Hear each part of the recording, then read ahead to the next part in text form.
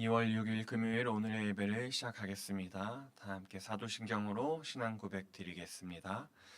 전능하사 천지를 만드신 하나님 아버지를 내가 믿사오며 그 외아들 우리 주 예수 그리스도를 믿사오니 이는 성녀로 잉태하사 동정녀 마리아에게 나시고 본디오 빌라도에게 고난을 받으사 십자가에 못 박혀 죽으시고 장사한 지 사흘 만에 죽은 자 가운데서 다시 살아나시며 하늘에 오르사 전능하신 하나님 우편에 앉아 계시다가 저리로서 산자와 죽은 자를 심판하러 오시리라.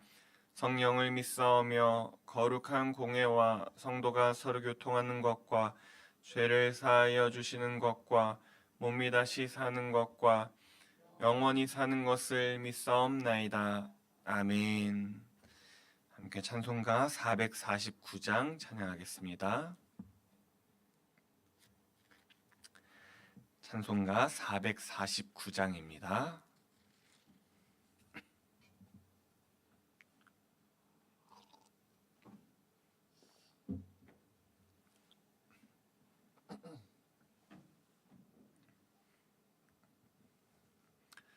찬송가 449장 찬양하겠습니다. 예수 따라가며 복음 순종하면 우리 행할 길 환하겠네. 주를 의지하며 순종하는 자를 주가 늘 함께 하시리라. 의지하고 순종하는 길은 예수 안에 즐겁고 복된 길이로다. 해를 당하고 우리 고생할 때 주가 위로해 주시겠네. 주를 의지하며 순종하는 자를 주가 안위해 주시리라. 의지하고 순종하는 길은 예수 안에 즐겁고 복된 길이로다. 남의 짐을 지고 슬픔 위로하면 주가 상급을 주시겠네. 주를 의지하며 순종하는 자를 항상 복 내려 주시리라. 의지하고 순종하는 길은 예수 안에 즐겁고 복된 길이로다. 우리 받은 것을 주께 다 드리면 우리 기쁨이 넘치겠네. 주를 의지하며 순종하는 자를 은혜 풍성케 하시리라. 의지하고 순종하는 길은 예수 안에 즐겁고 복된 길이로다. 주를 힘입어서 말씀 잘 배우고 주를 모시고 살아가세. 주를 의지하며 항상 순종하면 주가 사랑해 주시리라. 의지하고 순종하는 길은 예수 안에 즐겁고 복된 길이로다. 아멘. 계속해서 찬송가 362장 찬양하겠습니다. 362장입니다.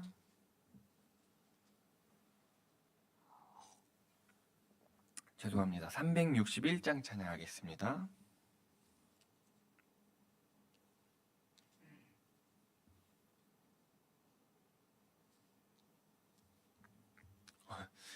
네, 죄송합니다.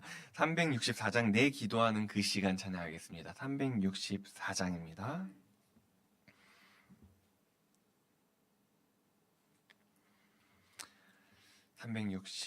찬양합니다. 내 기도하는 그 시간 그때가 가장 즐겁다. 이 세상 근심 걱정에 얽매인 나를 부르사 내 진정 소원 주 앞에 낱낱이 바로 아뢰어 큰 불행 당해 슬플 때 나 위로받게 하시네. 내 기도하는 그 시간 내게는 가장 저 광야 같은 세상을 끝없이 방황하면서 위태한 길로 나갈 때 주께서 나를 이끌어 그 보좌 앞에 나아가 그 은혜 받게 하시네. 내 기도하는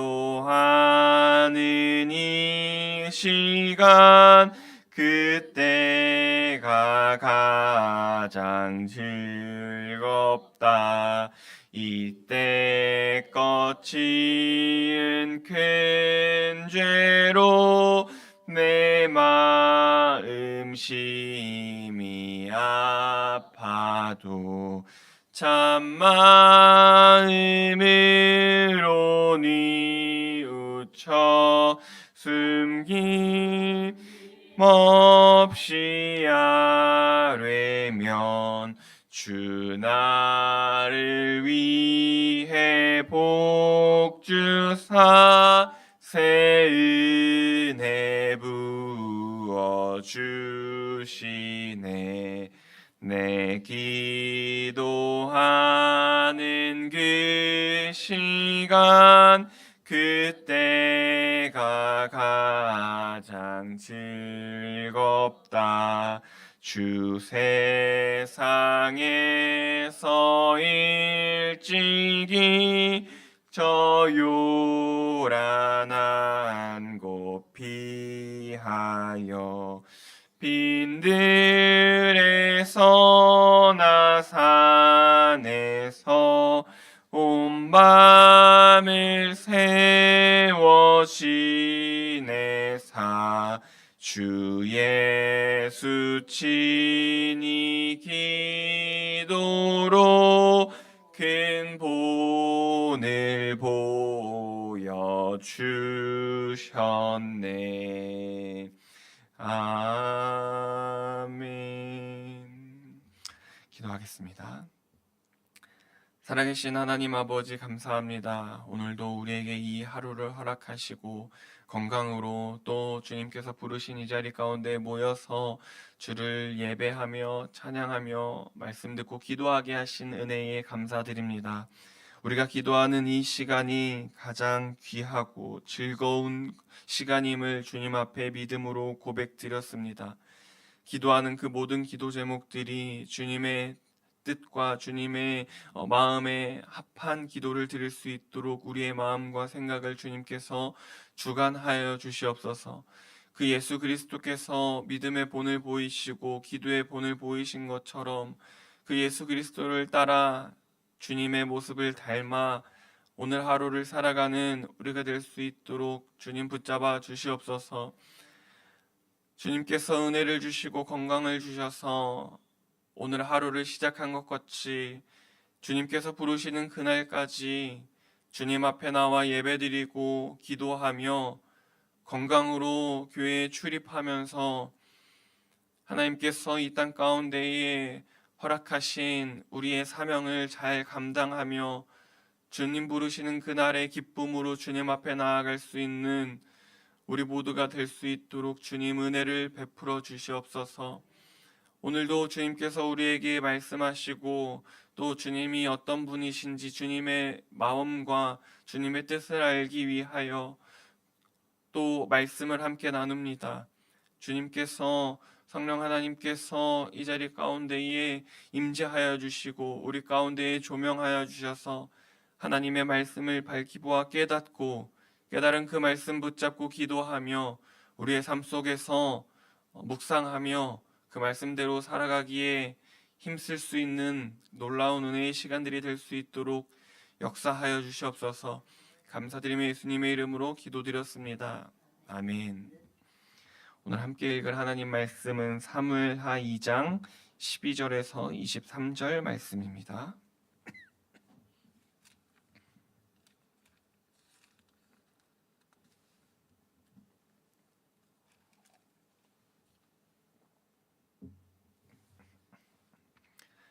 사무엘하 2장 12절에서 23절 말씀 교독하여 읽겠습니다. 넬의 아들 아브넬과 사울의 아들 이스보셋의 신복들은 마하나임에서 나와 기브온에 이르고 수르야의 아들 요압과 다윗의 신복들도 나와 기브온 못가에서 그들을 만나 함께 앉으니 이는 못 이쪽이요 그들은 못 저쪽이라.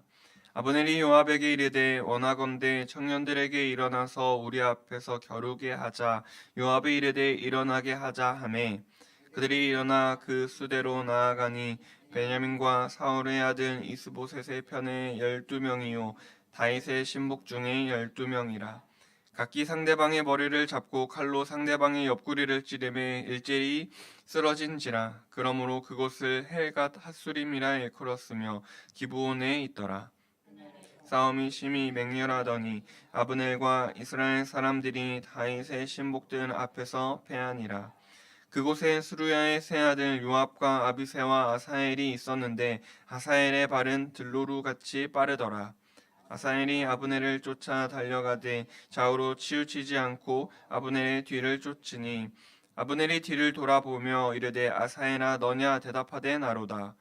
아브넬이 그에게 이르되 너는 왼쪽으로나 오른쪽으로나 가서 청년 하나를 붙잡고 그의 품복을 빼앗으라 하되 아사엘이 그렇게 하기를 원하지 아니하고 그의 뒤를 쫓음에 아브넬이 다시 아사엘에게 이르되 너는 나 쫓기를 그치라. 내가 너를 쳐서 땅에 엎드리게 할 까닭이 무엇이냐. 그렇게 하면 내가 어떻게 내 형 요압을 대면하겠느냐 하되 그가 물러나기를 거절하매 아브넬이 창 뒤끝으로 그의 배를 찌르니 창이 그의 등을 꿰뚫고 지난지라. 곧 그곳에 엎드려 죽음에 아사엘이 엎드려져 죽은 곳에 이르는 자마다 머물러 섰더라. 아멘. 사울이 죽은 후에 사무엘하 2장은 2장에서 이스라엘은 공식적으로 두 왕이 세워지는 분열의 시대를 맞이합니다. 한 나라 안에 두 왕이 두 정권이 공존하는 불안정한 정치적인 상황이 시작된 것이죠. 다윗은 먼저 하나님의 인도하심을 구했습니다. 그리고 헤브론에서 유다 지파의 왕으로 기름 부음을 받았죠. 반면 아브넬은 사울의 아들인 이스보셋을 세워서 북이스라엘의 왕으로 삼았습니다. 하나님의 인도하심을 묻고 세워진 왕과 정치적인 계산 속에서 세워진 왕이 동시에 존재하게 된 것입니다. 두 집안의 결말은 이미 예고되어 있었습니다. 그 결말이 어떠한지 3장 1절에서 말하고 있는데, 사울의 집과 다윗의 집 사이에 전쟁이 오래매 다윗은 점점 강하여 가고 사울의 집은 점점 약하여 가니라 라고 말씀합니다. 오랜 전쟁 속에서 다윗의 집은 점점 강해지고 사울의 집은 점점 약해졌습니다. 이것은 단순히 정치적 세력의 다툼의 결과로 3장 1절이 말하고 있는 것이 아니라 하나님이 세우시는 왕조와 인간이 붙들려는 왕조 사이에 충돌이 있었는데 그 결과가 어떻게 되어지는 것인지 말하고 있는 겁니다. 오늘 우리가 읽은 본문 말씀은 두 집 사이의 전쟁이 본격적으로 시작되는 것을 보여줍니다. 하나님의 뜻이 이루어져 가는 과정 속에서 하나님이 다윗을 이스라엘의 왕으로 세우시는 그 하나님의 뜻이 이루어지는 과정 속에서 인간의 죄성과 욕망이 보여집니다. 12절을 보면 전쟁을 위해서 먼저 움직인 쪽은 아브넬입니다. 기브온 못을 사이로 두고 한쪽에는 아브넬과 이스보셋 신복들이 있고 다른 쪽에는 요압과 다윗의 신복들이 마주 섰습니다.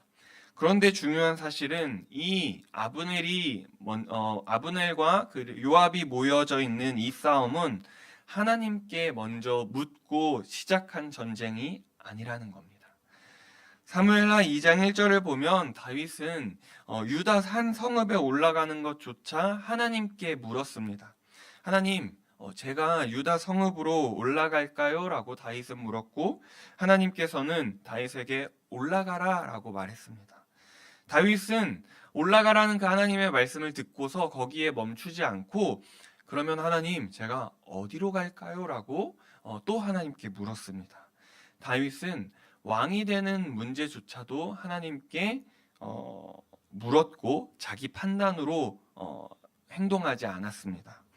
다윗의 삶을 보면은 전쟁을 할 때도 하나님께 물었던 것을 볼 수가 있습니다. 사무엘상 23장을 보면 블레셋이 그일라를 쳤을 때 다윗은 하나님께 자신이 가서 블레셋 사람들을 쳐야 하는지 물었습니다. 하나님께 하나님, 제가 가서 블레셋 사람을 치고 그일라를 구원할까요? 라고 물었을 때 하나님께서 그렇게 하라고 말씀하시자 다윗은 그때 움직였습니다. 사무엘상 30장 8절에서도 다윗은 군대를 추격하면서 따라잡을 수 있는지 하나님께 물었습니다. 하나님의 백성인 이스라엘은 원래 다윗처럼 이렇게 전쟁을 했었습니다. 하나님이 가라 하면 가고 하나님이 싸우라 하면 싸우고 하나님이 싸우시는 전쟁이셨기 때문에 하나님이 앞서 싸우시기 때문에 먼저 묻는 것이 하나님의 백성들의 전쟁 아니면 삶에 있어서의 순서입니다. 그런데 오늘 본문을 보면 묻는 장면이 없습니다. 기도하는 장면도 없고 하나님의 말씀도 없습니다. 요압은 전쟁을 시작하면서 12명씩 대표를 세워서 싸우자고 제안했습니다. 고대 근동을 보게 되면 전면전을 모든 세력이 사람들이 전쟁을 하는 그 전면전을 피하기 위해서 이런 대표 전쟁이 있었습니다. 대표자들이 나와서 전쟁하는 것이죠. 그렇지만 14절의 말씀을 보면 아브넬의 말을 보면은 청년들에게 일어나서 우리 앞에서 겨루게 하자라고 말합니다. 대표 전쟁인데 청년들 그리고 히브리어 원어로 보면 어린 소년들이라고 번역할 수 있는 나이가 적은 전쟁 경험도 풍부하지 않은 그런 사람들을 내세워서 대표 전쟁을 하자고 아브넬이 말합니다. 여기서 겨루게 하자라고 번역된 히브리어는 웃다, 놀다, 가볍게 여기다라는 뜻을 가진 단어입니다.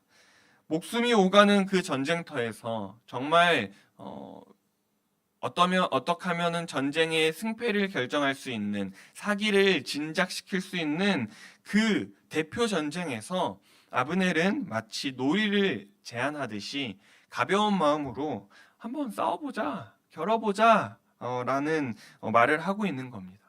정리하자면 아브넬은 그 24명의 양쪽 12명 12명의 청년들의 합해진 숫자인 24명의 청년들의 생명을 가볍게 여기면서 한번 싸워보자라고 말하고 있는 겁니다. 그 결과는 참혹했습니다. 대표로 나온 24명의 사람들이 서로 붙잡고 동시에 칼을 찔러서 모두 죽었습니다. 가볍게 시작한 자존심 싸움은 17절에서 심히 맹렬한 싸움으로 번진 것을 보게 됩니다. 놀이처럼 시작한 일이 피로 물든 전쟁이 된 것입니다. 그리고 그 전쟁 가운데 18절은 한 사람을 소개합니다. 아사엘이죠. 성경은 아사엘을 이렇게 소개합니다. 아사엘은 발이 들로루 같이 빨랐다. 빠른 아사엘은 아브넬만을 잡으려고, 죽이려고 집요하게 추격했습니다. 19절을 보면 아사엘은 좌우로 치우치지 않고 아브넬의 뒤를 쫓았습니다. 겉으로 보기에는 아사엘의 이런 행동이 용맹하고 속도라는 능력도 가진 용감한 전사처럼 보입니다. 하지만 말씀 어디를 봐도 아사엘이 아브넬을 쫓을 때도 하나님께 묻고 기도하고, 하나님, 제가 지금 달려가는 이 시간 아브넬을 잡으러 가는 것이 옳습니다라는 하나님의 뜻을 구하는 장면이 없습니다. 아사엘은 빨랐지만 자신의 혈기로 밀어붙이는 추격을 했습니다. 열심히 있었지만 하나님의 뜻을 분별하지 않았고, 빨리 달렸지만 멈출 줄은 몰랐습니다. 아브넬은 아사엘에게 멈추도록 여러 번 말렸습니다. 다른 사람을 치라고, 그만 쫓아오라고, 내가 너를 치게 되면, 내가 너를 죽이게 되면 요압의 얼굴을 내가 어떻게 다시 보냐고 아사엘에게 말했습니다. 아사엘에게 멈출 기회를 준 것이죠. 하지만 아사엘은 물러나기를 거절했습니다. 결국 아브넬의 창 뒤끝에 아사엘은 찔려 죽었습니다. 본문을 이렇게 살펴보면 본문에 나오는 모든 사람과 다윗의 모습이 대비가 됩니다. 다윗의 집이 점점 강했던 이유가 무엇일까요? 강성해진 이유가 무엇일까요? 다윗이 전쟁에 잘하는 능한 장수여서 다윗의 집이 점점 강해진 걸까요? 다윗이 용맹하고 후퇴를 모르는 용감한 용사들이 함께했기 때문에 그래서 모든 전쟁에서 승리를 해서 점점점 사울의 집보다 강성해진 것일까요? 성경이 반복해서 보여주는 것은 다윗이 묻는 사람이었다는 겁니다. 물론 하나님이 다윗을 세우시고 다윗의 집을 세워가시고 모든 아브라함의 언약부터 시작해서 하나님께서 세워가시는 하나님의 사람이었지만, 다윗의 모습을 바라보았을 때 하나님께 기도하고 하나님의 뜻을 구하며 묻는 사람이었습니다. 묻는 사람이, 하나님의 뜻을 구하는 사람이 느려 보일 수도 있지만 결국 하나님께서 세워가십니다. 밀어붙이는 사람이 빨라 보일 수 있지만 결국 스스로 무너지게 됩니다. 우리의 삶에도 기브온 목과 같은 자리가 있습니다. 물러설 수 없다고 느껴지는 자리가 있고, 끝까지 버텨서 내가 이겨야겠다라고 생각하는 자리가 있고, 자존심이 걸린, 감정이 걸린 자리가 있을 수 있습니다. 그 자리에서 우리는 선택을 해야 합니다. 가볍게 내 생각대로 시작할 것인지, 그 순간 속에 급박한 시간 속에서도 하나님께 묻고 기도하며 시작할 것인지, 끝까지 밀어붙이는 것이 하나님의 뜻인지, 멈춰야 하는 것이 하나님의 뜻인지 기도하며 물어야 하는 것입니다. 하나님은 지금도 우리에게 말씀하고 계십니다.